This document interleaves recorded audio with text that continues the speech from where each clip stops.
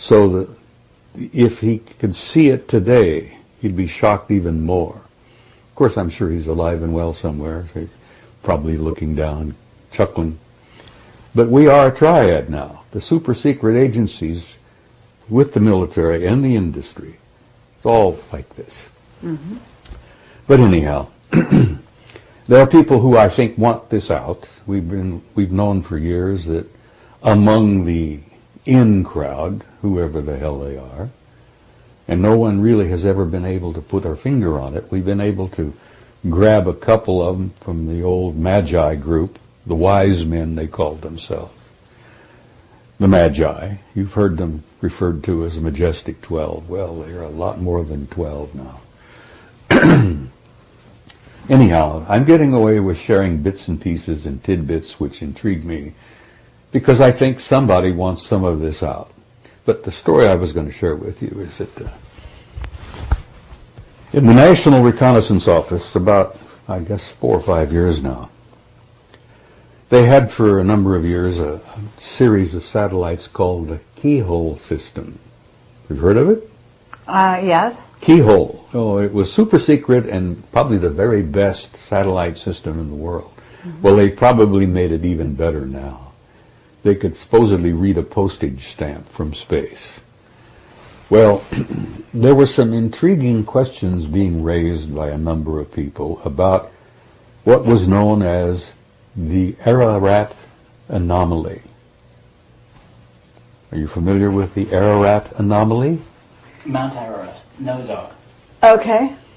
And so the guys in the NRO took their keyhole system and focused on the Ararat anomaly, which is, a puzzle. Well, when the word got out, when the pictures finally were downloaded, and they computerized and enhanced them and cleaned them up and they pushed them on the wall, or they broadcast them on the wall there at NRO. The remarks went something like this, and these are actual quotes. Jesus Christ, it's a goddamn boat. Christ, it's a big boat. Okay, one would say, why would something like that be so highly classified that it is way above top secret? Why would the discovery of a boat on Mount Ararat be classified so high, far above, anything? Anyhow, the story comes out. The reason they classified it is because after they discovered that it was a goddamn boat, a big goddamn boat, they inserted a team of SEALs on the site. Now, that's a term that the military uses to put a bunch of guys on a scene. Right. Apparently they dropped them by aircraft. They parachuted down, a dozen of them or so. They inserted them onto the scene, and these guys spent several days in this goddamn boat.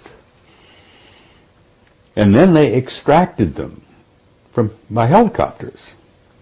And when they extracted them, the guys brought with them some anomalous artifacts, which have never been described or named. But those anomalous artifacts is what led to this whole thing being classified not only top secret, but way the hell above.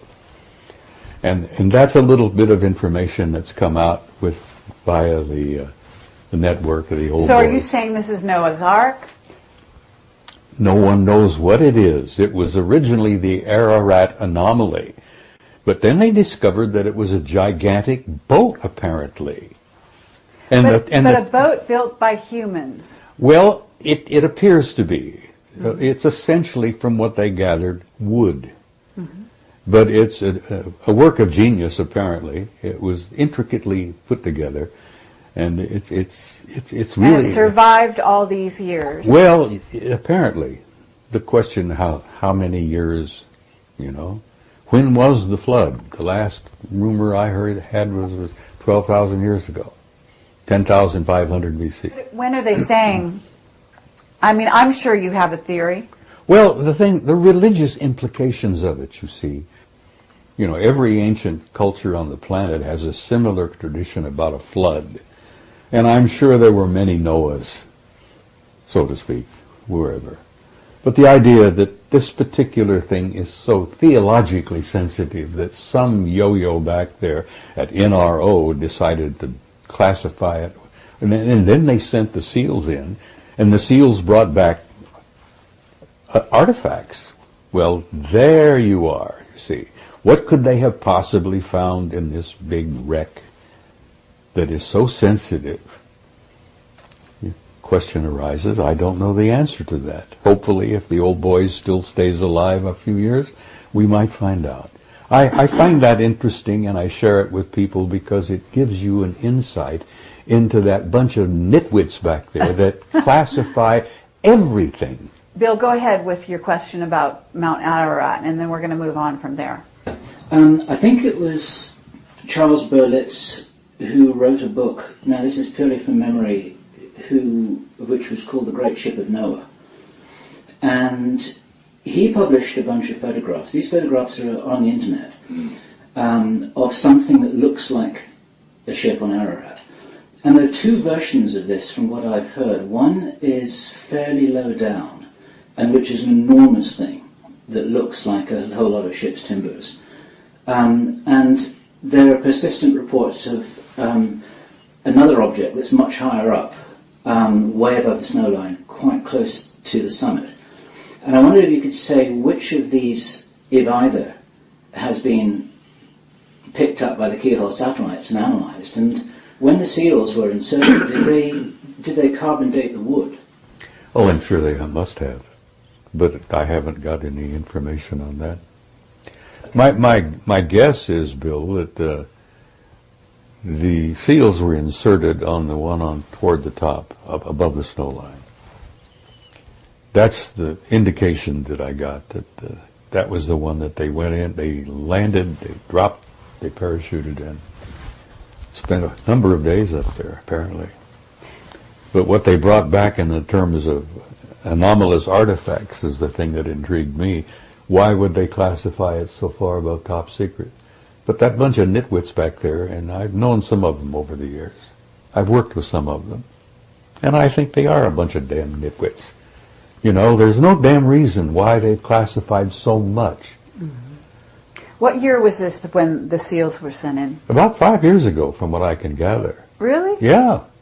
That's bizarre. Well, the Keyhole program was really big in the late 90s. Now, I'm sure they've got satellite programs that are even better now.